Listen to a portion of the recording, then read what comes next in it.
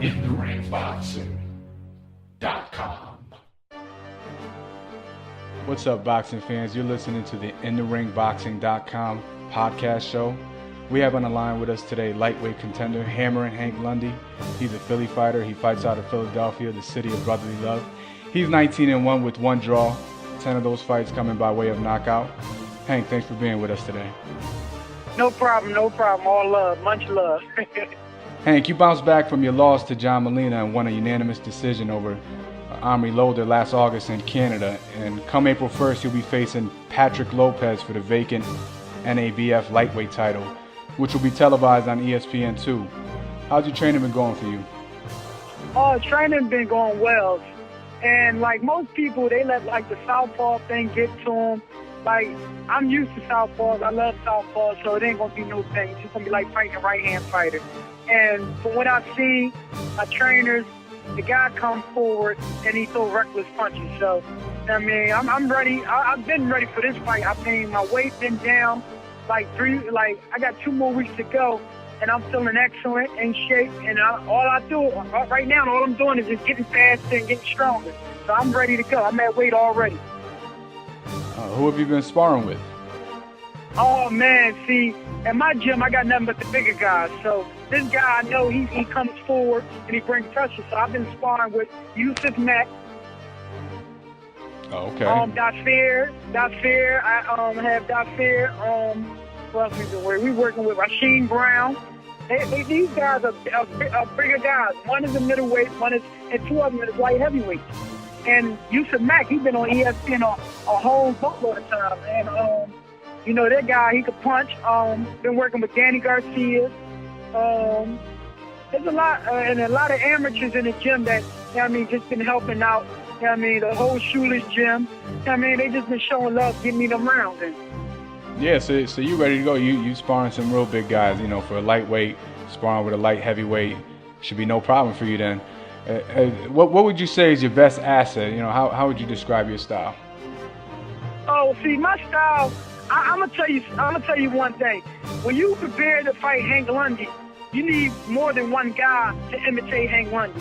First of all, I can fight left-handed, I can fight right-handed, and on top of that, I can fight in the inside, and I can fight, on the outside. So, and I have speed, and most people say, like Teddy Adams and them say they don't have no punching power, but the kid can crack. So, I know this fight coming up, look for a well-complete, well-balanced all-around fighter. Yeah, Hank, this is your 4th or 5th time fighting on ESPN, right? Is there any added pressure with that, or is it just another day at the office? It's just another day at the office. Like I said, this is my job, and I love going out there, putting on a show for my fans. This is what I do. Like I told ESPN on the Lopez fight, they thought they caught me off guard, thought I went training. I live in the gym. This is my job. It's just another day at the office, and I'm going to go in there and do what I got to do. I tell most people the hardest thing is getting ready for the fight when you got numerous sparring partners. There's only one guy that I got to go in there with. So to me, this is the easiest part. All right, man. Hey, there's a lot of good fighters in the lightweight division. You got Juan Manuel Marquez and Brandon Rios, Robert the Ghost Guerrero. And we definitely don't want to look past Lopez, but you want to be number 1 in the division. So who would you say is the guy to beat in order to be recognized as number 1? Well, you know what? I want the top guy. I don't want Brandon Rios and them. To be truthfully, I do want to fight him. I'm going to get to that in a minute. But I want Marquez. That's the key guy right there. Give me Marquez. I would love to fight Marquez. Yeah, stylistically, I would love to fight Marquez. That'll be an entertaining fight, but definitely. Yes. I like to build a platform for fans to get a chance to become familiar with fighters and their careers, but I also think it's important for the fans to get to know the fighters and how they perform outside of the ring. So why don't you tell the fans, if you don't mind, what your life is like outside of the ring? How'd you get started in boxing? One day, it was actually on the streets. I always could fight. And I tell you, my senior year in high school, my principal, they used to call me Little Tyson because I used to knock people out in school. And my last year as a senior, I got into this fight with this guy. At the time I was 18, the guy, he was like what he was like, 23. And I hit this guy with a straight left hand, and I knocked him out cold. And ever since that, I called my uncle, and I said, "Oh, I just knocked this guy out cold. He's not moving." Ever since that, I had my butt in the gym. I was scared. I ain't never knocked nobody out like that. I mean, this guy wasn't moving. I knocked him out cold. So you tell, yeah, I got something here. You get me in the gym and get me in the gym, and I started at the age of 18, and I was rated number 5 in the world in my weight class. I almost made the team. Hey, where do you want your career to be by the end of the year? So by the end of the year, you will be seeing Hank Lundy fight for a world title, probably on HBO, because one thing I bring to the table is not like I showboat, but I have a fighting style that gravitates towards the fans. And that's why I'm a fan favorite. That's why Hammerin Hank is in the top 10 and one of the favorite fighters that ESPN love to watch. I think I'm number 1 and number 2. Yeah, man. I get the fans what they want, and then at the end of the day, like, we all know it's business, and that's what I came to realize. But you got fans that make you who you are. When you make that big step to HBO, to Showtime, and all that, and on pay-per-view, it's the fans. And I love each and every one of my fans. I mean, you can catch me on Twitter busting it up with my fans. I love them. That's the ones who make Hammerin Hank Lundy, and I love them for it. Yeah, man. Hey, shoot the plug for the Twitter out there, man, so the fans can follow you. It's Hammerin Hank 30 on Twitter.com. Come show me some love. Yeah, definitely. Boxing fans, you heard it from him. Hey, Pacquiao Mosley prediction. I'm asking every fighter that I speak to, who do you think is going to take that fight? Well, I'm looking at it like Sugar. I love Sugar Shane.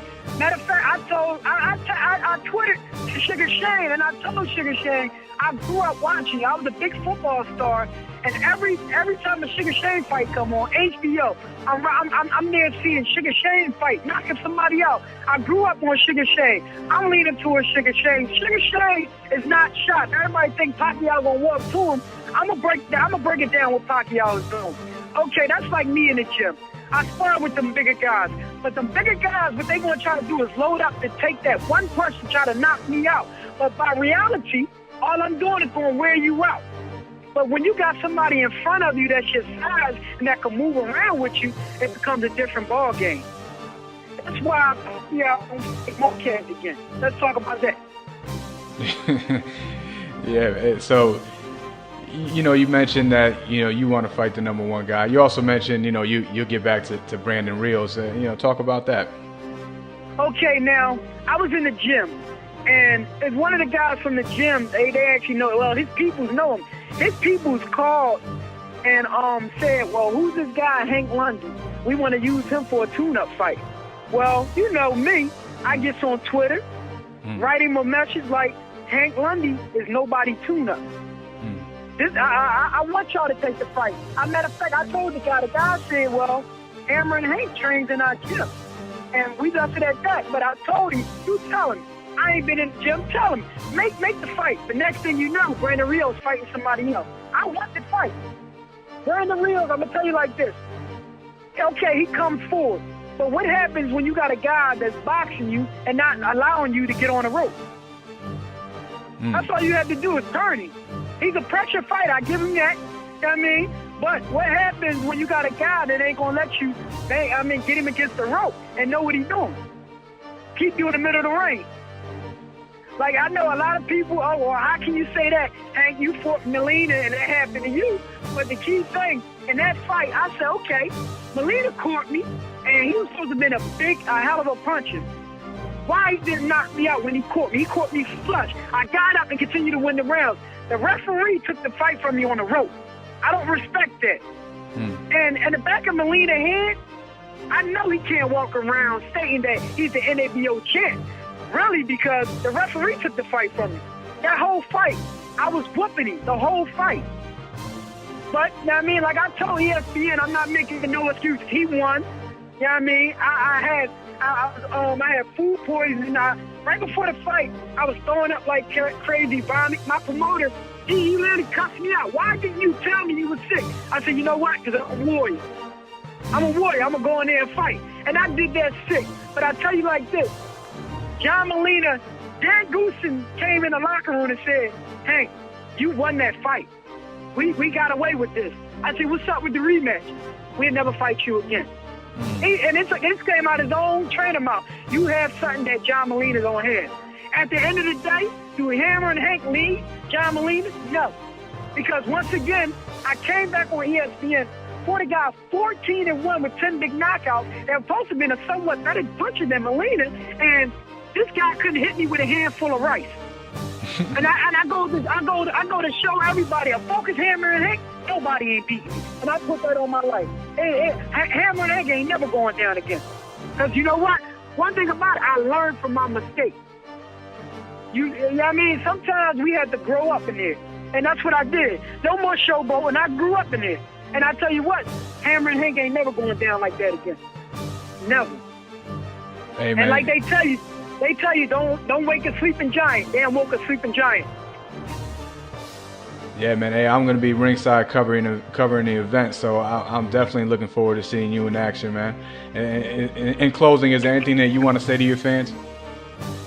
I tell you like this. I tell everybody when it's fight time, when I'm coming, I tell them Hammer and Hank coming to a city or town near you. Just watch our fight time. We fight in Foxwood, Connecticut. Main event, NABF title.